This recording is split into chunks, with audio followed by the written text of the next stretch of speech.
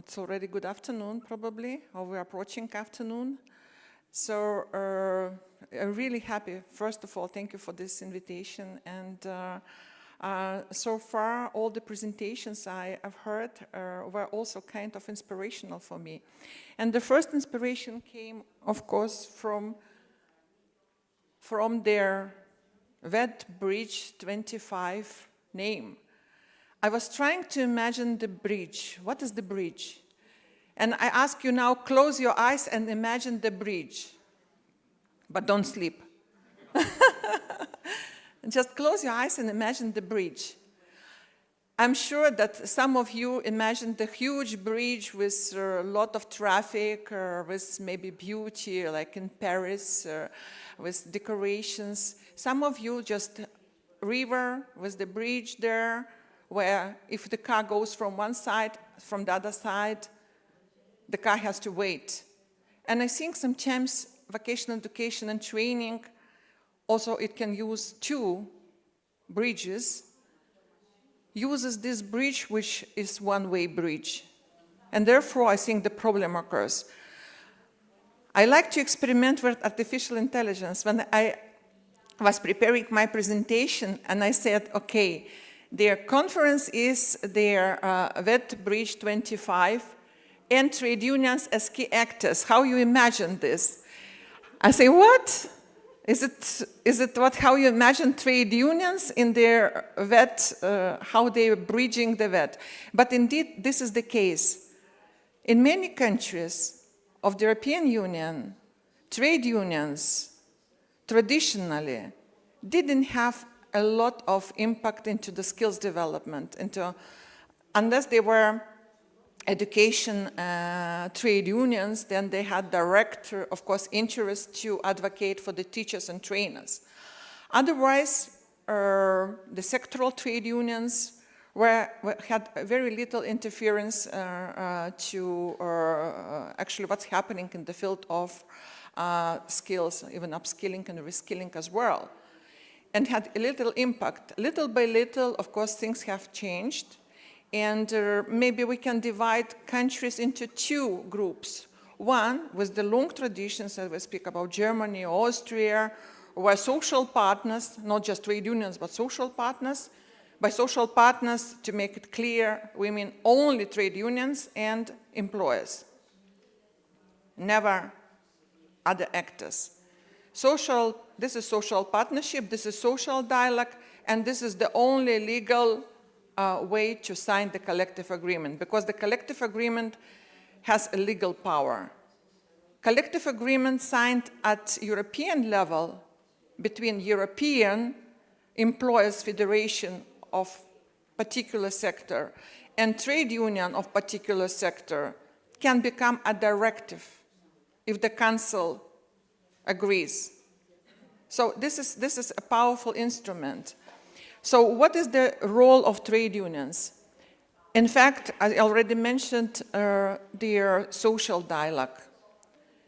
Have you noticed that after 7 years of successful way of speaking about social rights, pillar of social rights, also maybe linked Green Deal, the things which were a little bit of socially oriented, suddenly with the new commission, with the new, let's say also linked the political will in the parliament, we started to speak about competitiveness. Draghi report, I do agree, because when we speak about the globalization, Europe as an actor has to be competitive. We see the other challenges as we see there wars from one side and another side of Europe. We see other megatrends like green and digital transition. I fully agree with this, but still probably if not trade unions, who will balance these social and competitiveness areas? And therefore we put, of course, workers' rights, the workers for whom we advocate, who pay their member dues, who fully rely that trade unions will protect their rights and defend their rights. We say this is not a trade union. It doesn't matter, European, national, local, institutional level, enterprise level. This is the workers. The workers ask, because the workers need to be protected. If the enterprise is going to go restructuring, the workers should be informed timely, and the way how they will be dealt in the future, whether they will be replaced into another jobs, will they get upskilling, reskilling, etc. They should get information in the due time. Not like the company says, oops, tomorrow don't come to work because our company is in bankruptcy. It's not anymore possible because there is agreement and there is also special fund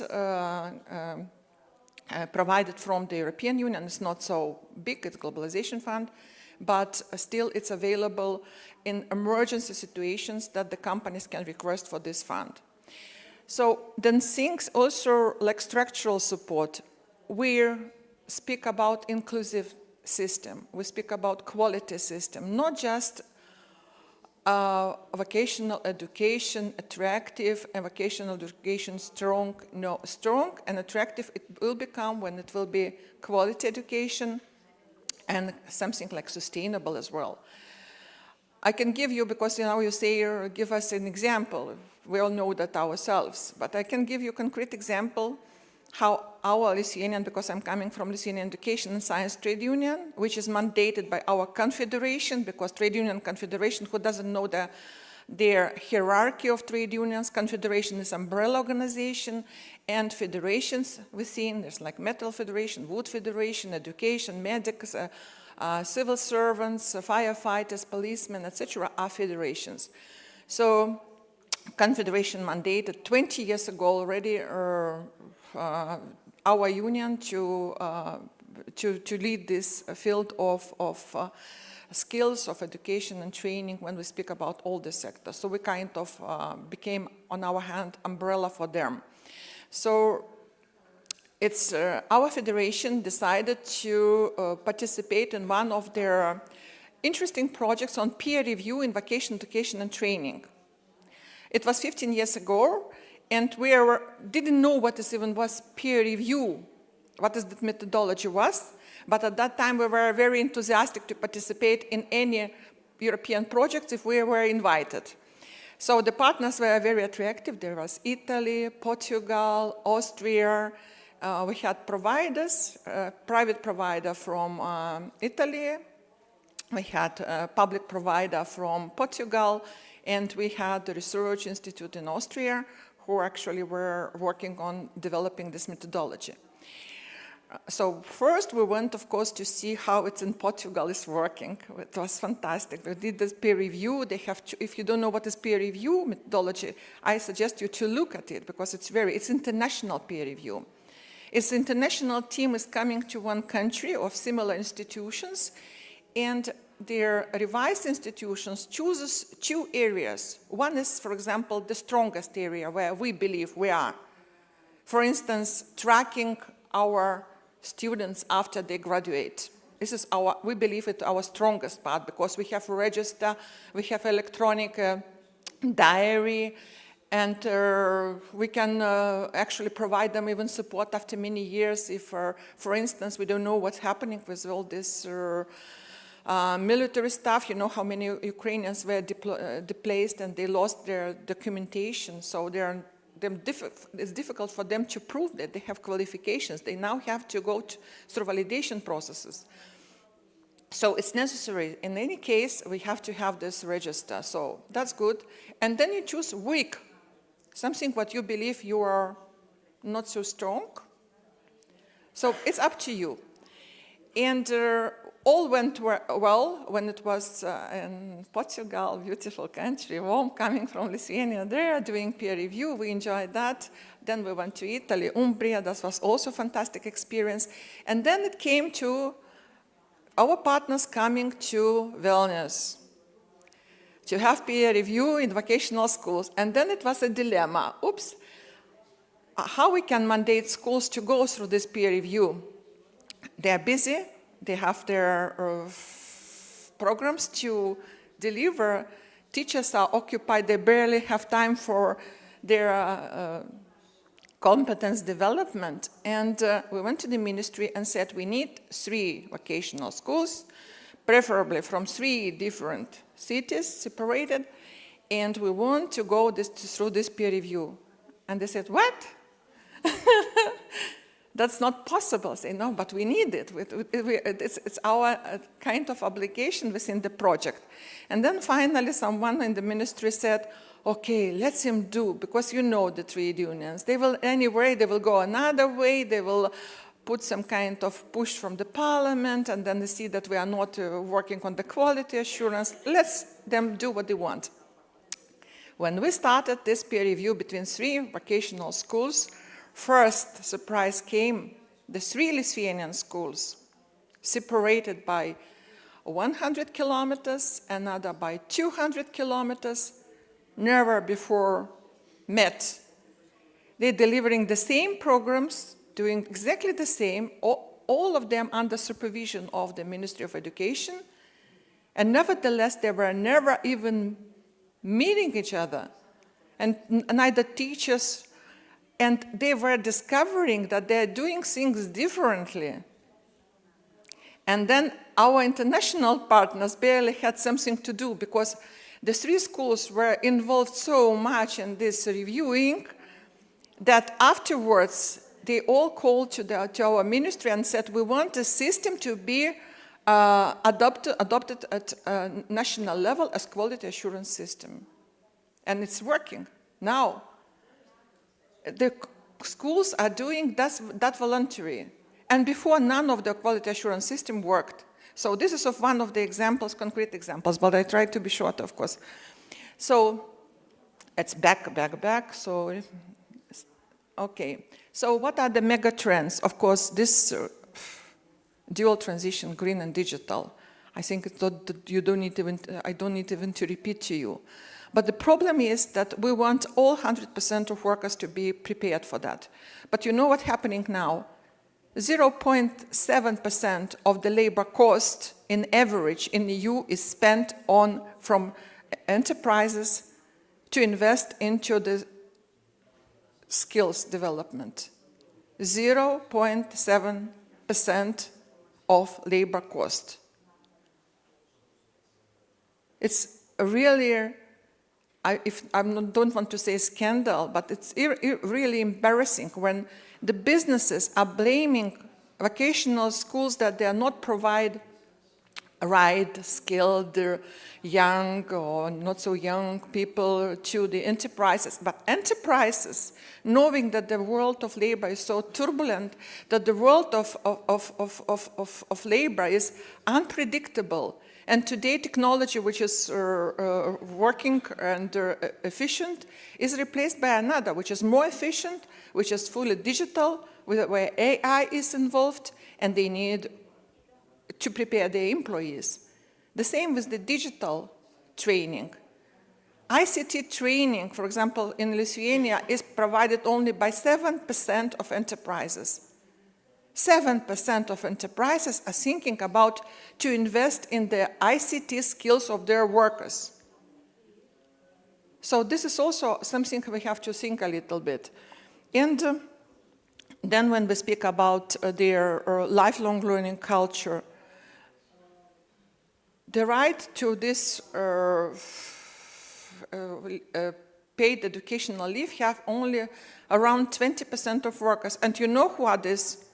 Public workers. Teachers have the right, doctors have the right, civil servants have the right.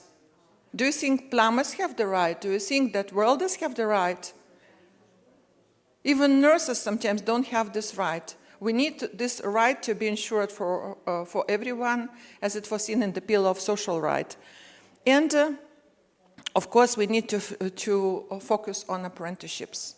I know in Lithuania, probably also in Czech Republic, we speak more about the dual learning when their learning is happening in the vocational school. And I thank you for the word knowledge, because in this European bubble, nobody speaks about knowledge anymore.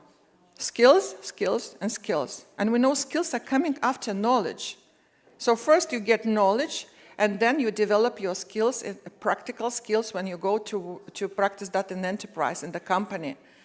So, but all replacing the words, one words by another words, you also kind of manipulate a little bit and say it's not so important, education anymore. Skills are important. No, sorry, both are important. Even more, education, skills, attitude, and values. Because if you have knowledge, you can develop your skills. If you're a driver, you have a knowledge about the car, how car works, you know the rules, you then practice to drive the car. But then your attitude is that I don't care that there is red light, or I don't care that there is pedestrian going. Maybe I go faster and I can go through this between red and yellow, etc. So this is attitude. And then it comes values, because sometimes when it comes for sustainability, the time is running. Okay, so 4 elements are crucial. And then we speak about the labor shortages.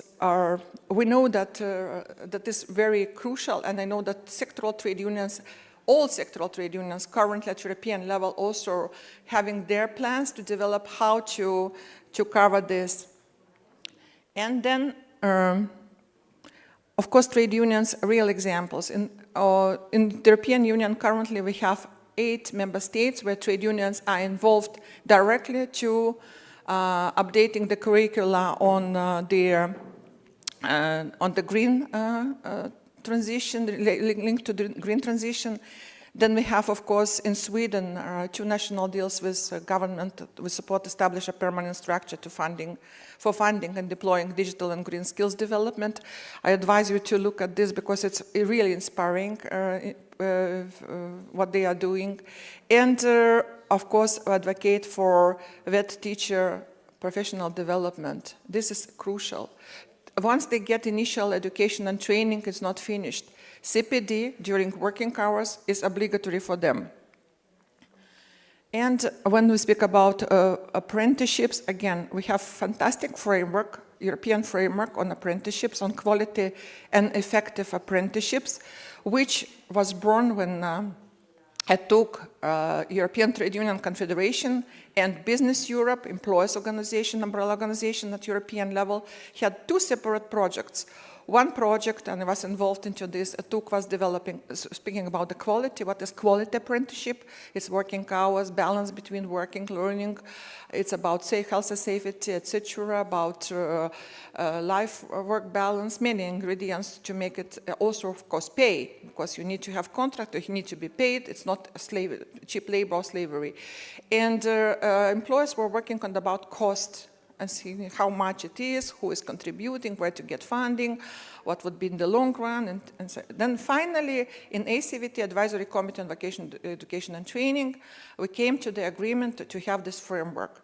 And you know what? Nobody foreseen what might happen in countries where apprentices were considered always learners. After the framework, they were considered as workers because employment contract became obligatory. And in the countries, like for example Lithuania, where learners cannot be trade union members, but workers have the right to become members, everything reversed. And immediately in all the sectors, we started to get signals from apprenticeships that they have become more and more members from young people who are actually fighting for their rights, who are sending us the signals, what's happening, what is wrong, and etc. So it's also a huge impact of this framework. And of course, collective bargaining is important because once you spot the problem, you need to negotiate, you need to fix, you need to sign the agreement, and this is crucial. And I also suggest you to look at a European Vocational Teacher Survey, so where you find a lot of evidence what's happening, and they don't hide the details. They show exactly all the member states, what's happening, and how teachers are supported or vice versa, not supported.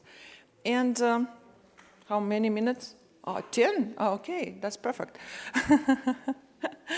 So, and then Also, maybe very recent developments, so fresh that maybe you didn't even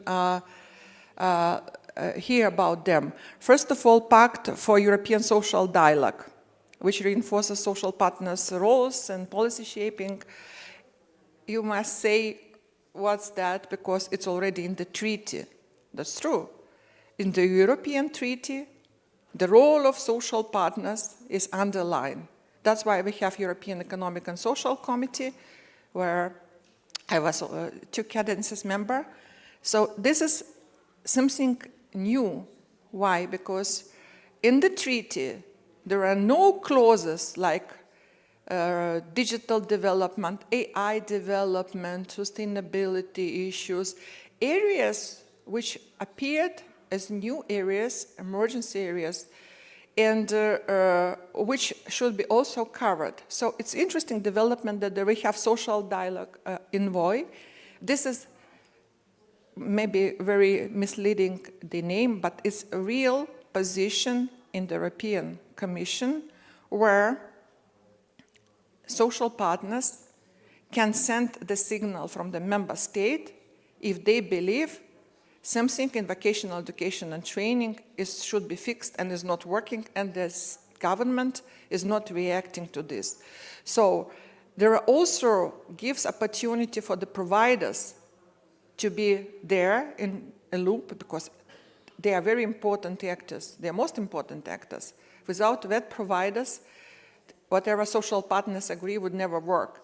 So it's very important to also use this mechanism and to contact in case if there is things are really going wrong. And of course, a framework of action on retention and recruitment is very interesting because it's one of the examples I want to show you, that the care sector, it's EPSO, European organization, and the employers of social workers, of social employers, organization signed the agreement. They are committed to create 7 million quality jobs. We know that Europe is aging. We need more and more care workers, also for elderly people. But we also want to think about their demography and about how to increase the birth rate, and have to see how we need the facilities to facilitate also young people. Simply in some countries don't have where to leave their kids, and early childhood education is underdeveloped. So maybe that will be also another opportunity. And also recommendations call for social dialogue institutions to have statutory. Statutory means that it's mandatory consultation. It's not anymore optional.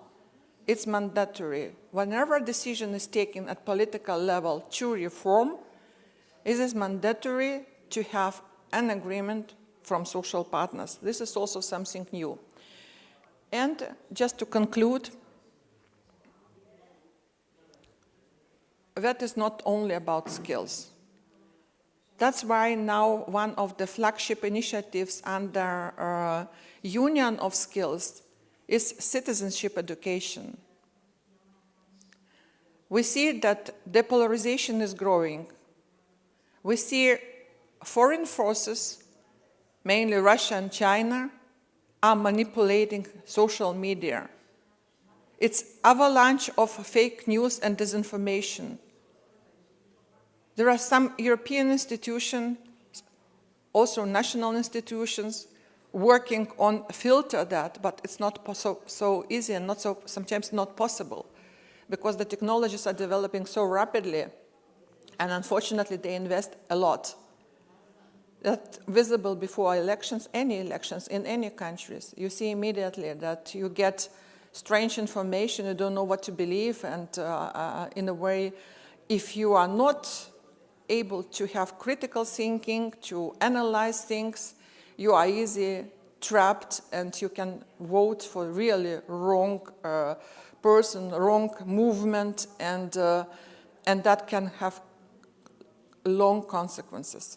So citizenship education is important, and I hope that 5 minutes I have. And I hope that it's also the case in Czech Republic that not only the skills needed for the labor market and for the employers, but also to be active citizens, to be actually people who are having full social life is also important. And our role, of course, to sign collective agreements and we negotiate. And sometimes, that's true, if it's not possible, you see strikes and demonstrations. Of course, it irritates when you are stuck in some airport. That's usually in Germany because they have this privilege. In Lithuania, it's forbidden for strategic sectors to have strikes. And of course, airports are strategic and railways are strategic. And beer production is strategic in Lithuania. Then beer industry wanted to go on strike, and they say, no, this is strategic industry. And the court said that, so that sometimes happens. So maybe also, I don't know how it's defined in Czech Republic, but anyway, don't be irritated by trade unions when they are demanding, and then they are very vocal and they are a little bit troublemakers. And of course, collaboration. Many of you already were saying that. We need bridges everywhere. If you have just bridge with the ministry, it's not enough. If you have just with the company, it's also not enough. If you have just with European partners, it's also not enough. All bridges are important. Or let's say many lines in one bridge are necessary to have this proper traffic. And then probably we can also see how we make all Europe a huge, big bridge magistral, let's say, highway, and really give our citizens what they deserve to be on their own, competitive, to be proud of their education they received, and not to be dependent on the particular employer, on the particular sector. But I liked also a Slovenian example that they can be kind of having few professions immediately. We have also the same in Lithuania, but they do that after. After one profession, they get another profession, and then they go to another profession, but this is another story.